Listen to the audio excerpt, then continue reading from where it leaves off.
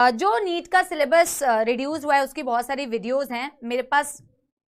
Of course time नहीं मिला कि मैं आपको एग्जैक्टली प्रॉपर वाला रिड्यूस सिलेबस बताऊं, बट देखो वो मैं कल तुम्हारे पास ना प्रॉपर बेटा जो अपडेटेड सिलेबस की पीडीएफ है ना वो लेके आके शेयर करूंगी। बट जितना मेरे पास इंफॉर्मेशन है कि कौन कौन सी चीजें डिलीट हुई है वो मैं आपको एक बारी बता देती हूँ। हम याद कर रहे हैं मैम, हाँ आप तो याद कर ही रहे हो, वो मैं एक बारी बता देती हूँ। ठीक है। अरे एक बच्चा कह रहे चिकनगुनिया एंड डेंगू। अरे बेटा चिकनगुनिया और डेंगू ऑलरेडी भी नाम उनके मेंशन्ड थे, तो हमने ये तो देखा ही है कि डेंगू डेंगी वायरस से होता है। उनकी डिटेल्स एनसीईआरटी में वैसे भी नहीं है, कुछ कुछ बीमारियों के सिर्फ नाम इंक्लूडेड थे, डिटेल इंक्लूडेड नहीं थी। पहले एक बारी मुझे बता लेने दो, ठीक है, फिर मैं आपको बताती हूँ। आप लोग बेटा कमेंट्स करना बंद करो, एक मिनट सुनो मेरी बात। जैसे 11th के सिलेबस में आपको पता होगा कि एनिमल टिश्यू वाला पार्ट, अब मैं बोलूं भी कैसे बेटा, एनिमल टिश्यू वाला पार्ट उड़ा दिया है, ठीक है। अर्थवर्म देखो कभी भी इंक्लूडेड नहीं होता था, लेकिन कभी कभी ऐसा शॉकिंगली देखा गया कि अर्थवर्म के क्वेश्चंस ये लोग दे देते थे, ठीक है, अर्थवर्म के क्वेश्चंस ये लोग दे देते थे, बट वो ऑप्शनल में होता था, तो कभी कोई लोड नहीं हुआ कि बच्चा क्वेश्चन नहीं सॉल्व कर पा रहा है, यार अब देखो मेरे को ऐसे करके बोलना पड़ रहा है, ठीक है। अर्थवर्म हटा दिया है, लेकिन अगर आपने बेटा सिलेबस को देखा हो ध्यान से तो उसमें इंसेक्ट वर्ड एक दिया हुआ है, पता नहीं इंसेक्ट वर्ड क्यों दिया है, इंसेक्ट के ब्रैकेट में फ्रॉग दे दिया है, इंसेक्ट के ब्रैकेट में फ्रॉग दे दिया है। Frog is not an insect, frog insect, भाई पानी भेज दे मर जाऊंगी यार, किसी को बोल दो किसी और को ले आए, मेरे को हिचकी आ रही है। हाँ तो इंसेक्ट वर्ड बेटा दिया हुआ है, तो इसका मतलब बेटा cockroach is the only insect जो आपके डिस्क्राइब्ड था, तो आपको पढ़ना है, ठीक है। फ्रॉग इंक्लूड किया है, मुझे पता है कि तुम लोगों ने 11th में फ्रॉग नहीं पढ़ा है, ठीक है, तुम लोगों ने हमारा प्यारा कॉकरोच, सुनो मेरी बात बेटा, सुनो मेरी बात एक बारी, सुनो मेरी बात तो सुनिए, मैं पानी मंगवा रही हूँ बेटा, एक बारी सुनो बेटा, मैं इतनी देर से ना पानी मंगवा रही हूँ, कोई पानी मंगवा के नहीं दे रहा। अब मैं क्लास स्टार्ट करी हूँ तो मेरे को बोलना तो पड़ेगा, सांस रोक लो, तुम लोग बोल तो रहे हो, लेकिन अब सांस रोक लूंगी तो बोलूंगी कैसे? 2 मिनट रुक जाओ, मेरे को एक बारी कंप्लीट कर लेने दो। स्ट्रक्चरल ऑर्गेनाइजेशन इन एनिमल्स में बेटा एनिमल टिश्यू को डिलीट कर दिया है। अर्थवर्म तो हमेशा से डिलीटेड था, कभी कभार उसमें से क्वेश्चन दे देते थे जो ऑप्शनल में रहता था। इंसेक्ट वर्ड दिया हुआ है, यानी कि बेटा कॉकरोच आपने पढ़ना ही पढ़ना है। फ्रॉग आप लोगों को ऑफकोर्स मुझे याद है, जिनको मैंने भी अर्जुना में पढ़ाया था, या बेटा पहले भी अर्जुना, आपने किसी और बैच में भी अर्जुना पढ़ा होगा, तो आपको फ्रॉग नहीं पढ़ाया गया है। लेकिन आप चिंता मत करो, जब भी आपका ये सिलेबस एंड होगा ना, और जब भी मेरे पास शेड्यूल में टाइम अवेलेबल होगा, इसका लेक्चर मैं आप लोगों को प्रोवाइड कर दूंगी, इसका आप लोग लोड मत लेना, ठीक है।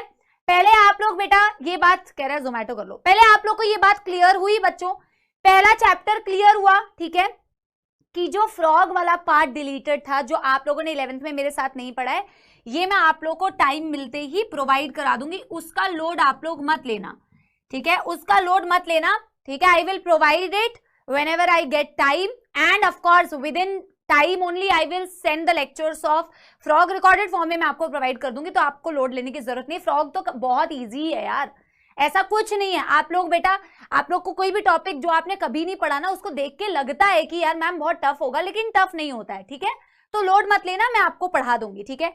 एक तो 11th में इस चैप्टर की बात हुई, 11th में ना बेटा डाइजेशन वाला चैप्टर भी उड़ा दिया है, डाइजेशन का पूरा चैप्टर ही डिलीटेड है। आई थिंक अगर आप लोगों ने देखा होगा तो डाइजेशन पूरा chapter, digestion and absorption deleted है। फिर ह्यूमन फिजियोलॉजी में डाइजेशन के बाद बेटा कौन सा चैप्टर आता है? Breathing and exchange of gases, वो दिया हुआ है। बॉडी फ्लूइड्स इन सर्कुलेशन, वो भी दिया हुआ है। Excretory products in its elimination, वो भी दिया हुआ है, ठीक है। फिर आप लोगों को लोकोमोशन एंड मूवमेंट, वो भी दिया हुआ है। But neural control and coordination वाला जो चैप्टर है ना बेटा, मैं पीडीएफ जो है वो कल ले आऊंगी, मेरे पास पीडीएफ अभी है नहीं, ठीक है, मेरे पास पीडीएफ मैं कल तुम्हारे लिए ले आऊंगी, ठीक है। डाइजेशन बहुत सारे लोगों का फेवरेट चैप्टर है, आई नो। न्यूरल वाले चैप्टर से ना बेटा सेंसरी ऑर्गन वाला जो जितना भी पार्ट है, वो सारा सेंसरी स्ट्रक्चर वाला पार्ट डिलीट कर दिया है, वो भी आई थिंक बहुत सारे लोगों को बहुत अच्छा लगता था। रिफ्लेक्स एक्शन वाला पार्ट भी डिलीट कर दिया, आई थिंक रिफ्लेक्स एक्शन वाला भी पार्ट नहीं है इसमें। पता है बच्चों कौन सा पार्ट है इसमें? न्यूरॉन क्या होता है, types of neuron, nervous system की क्लासिफिकेशन, और बेटा वो mechanism of conduction and generation of nerve impulse, सिर्फ उतना। ऑलमोस्ट तुम सोचो चैप्टर का जो मेजर लास्ट वाला पार्ट है ना वो उड़ा दिया है, जिसमें reflex action, reflex pathway, spinal cord से related detail, sensory structures, eye, ear सब डिलीट कर दिया है। ठीक है, यस पढ़ना क्या है फिर तो बता तो दिया, जो बचा हुआ फर्स्ट हाफ का पार्ट है। ठीक है, ये बात सबको समझ में आ रही है, ये बात सबको समझ में आई। 11th का मोस्टली ये डिलीट किया है, पर फिर भी मैं पीडीएफ ले आऊंगी, पर आई थिंक यही डिलीटेड है एज ऑफ नाउ जो मुझे इंफॉर्मेशन है। और बेटा 12th क्लास का जो टॉपिक है ना, 12th क्लास के चैप्टर, उसमें शायद ज़ूलॉजी, भैया आपने बहुत देरी कर दी, हिचकी वैसे रुक गई, लेकिन कोई नहीं कोई नहीं। तो 12th क्लास में ना बेटा, 12th क्लास में आपके ज़ूलॉजी में से तो आई डोंट थिंक कि कोई भी पार्ट डिलीटेड है, लेकिन 12th क्लास में एनिमल हस्बेंड्री जो आपका एक कॉमन बेटा यूनिट है, जो बॉटनी और ज़ूलॉजी दोनों का एक कॉमन यूनिट है, strategies in enhancement of food production, वो वाला चैप्टर डिलीटेड है। ठीक है, तो वो स्ट्रैटेजीज वाला 12th में आई थिंक, जिसमें एनिमल हस्बेंड्री वाला पार्ट हमारा आता है ना, वो आई थिंक डिलीटेड है। 12th का तो जो भी बेटा आप लोगों ने इस साल पढ़ा है वो सारा ही आपको पढ़ के जाना है। ठीक है, क्या बेटा यहां तक?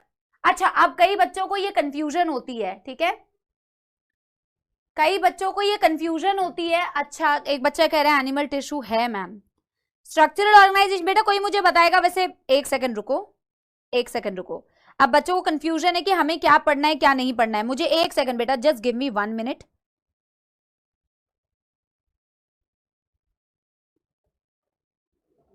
Animal tissues comma morphology, anatomy, different functions of system. हाँ, एनिमल टिश्यू बेटा ऐसे करके दिया हुआ है। अच्छा, एनिमल टिश्यू बेटा मैं इसको ना कल आपको प्रॉपर पीडीएफ के साथ में आपको एक्सप्लेन करूंगी, इसलिए मैं ना आपको वैसे एक्सप्लेन नहीं कर रही थी।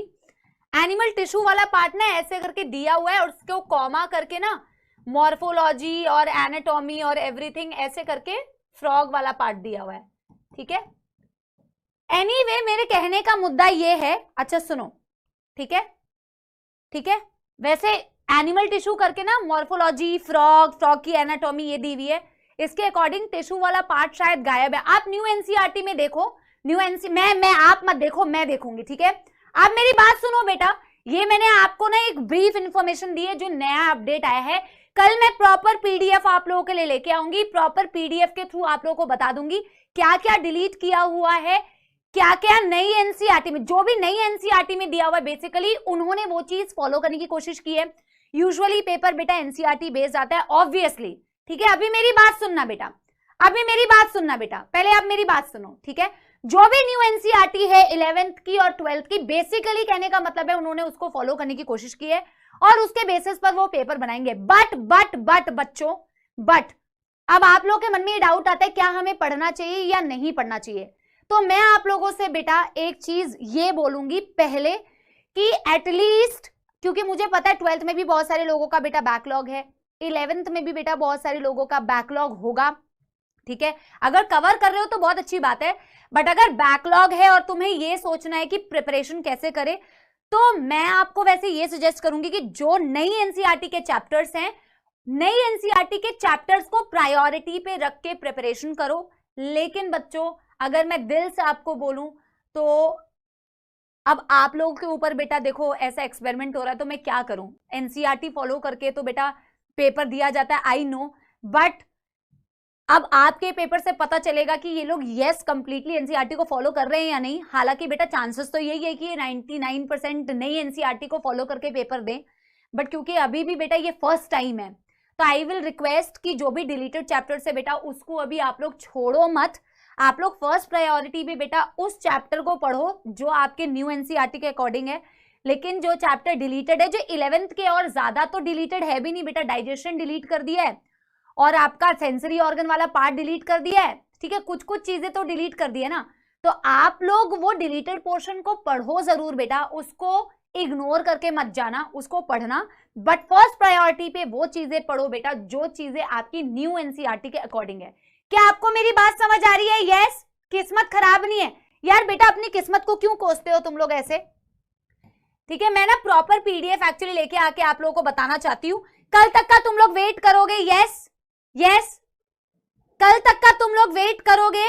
कल मैं आपको पीडीएफ ही लेके आऊंगी बेटा, क्योंकि ना राइट इन्फॉर्मेशन जानी चाहिए, ये रैंडमली अगर मैं तुम्हें ऐसे बता दूंगी ना तो तुम कंफ्यूज रहोगे। ठीक है, कल तक का तुम वेट करो, मैं वो पीडीएफ लेके आ जाऊंगी जिस पीडीएफ में ना अपडेटेड सिलेबस है। बट मेरा अगर तुम लोग बेटा पर्सनल पॉइंट ऑफ व्यू मानो, अगर किसी को ये लगता है कि मेरी प्रिपरेशन में ना थोड़ी कमी है और मुझे टाइम कम है, तो आप फर्स्ट प्रायोरिटी, इनफैक्ट सारे बच्चों को फर्स्ट प्रायोरिटी पे नई एनसीईआरटी को पढ़ना है, न्यू एनसीईआरटी के अकॉर्डिंग बेटा चैप्टर्स पढ़ने हैं। बट प्लीज बेटा डिलीटेड चैप्टर्स को कंप्लीटली डिस्कार्ड करके मत जाओ, यू नेवर नो। बेटा ऐसे कहने को तो ये लोगों ने सालों साल अर्थवर्म को भी डिलीट किया है, बट ऑफ कोर्स इन लोगों ने अर्थवर्म से भी क्वेश्चंस डाल दिए हैं। हालांकि उससे बच्चों के नंबर में कोई प्रॉब्लम नहीं हुई, इसलिए नहीं हुई क्योंकि बेटा सेक्शन बी में ऑप्शनल होते हैं, 15 में से 10 क्वेश्चंस कर सकते हो। क्योंकि ऑप्शनल होता है तो कोई दुख दर्द समस्या नहीं होती। अगर एक अर्थवर्म से क्वेश्चन आ भी गया तो बच्चों को ये लगता है अरे कोई बात नहीं। बट बेटा अर्थवर्म कभी भी लोग नहीं पूछते थे, बट अर्थवर्म से भी क्वेश्चन दे दिया था, राइट? तो ऐसे मत करना, क्योंकि digestion, neural control coordination, cockroach, ये बड़े बड़े टॉपिक्स है यार, ऐसा नहीं कि छोटे छोटे टॉपिक्स है। तो बिल्कुल छोड़ के चले जाओ, इसमें कोई समझदारी नहीं है। उसको जरूर पढ़ना, बट फर्स्ट प्रायोरिटी पे अदर जो न्यू एनसीईआरटी के अकॉर्डिंग है उसको पढ़ना, ठीक है? Yes everybody, yes everybody. तो क्या बेटा हम आज शुरू करें?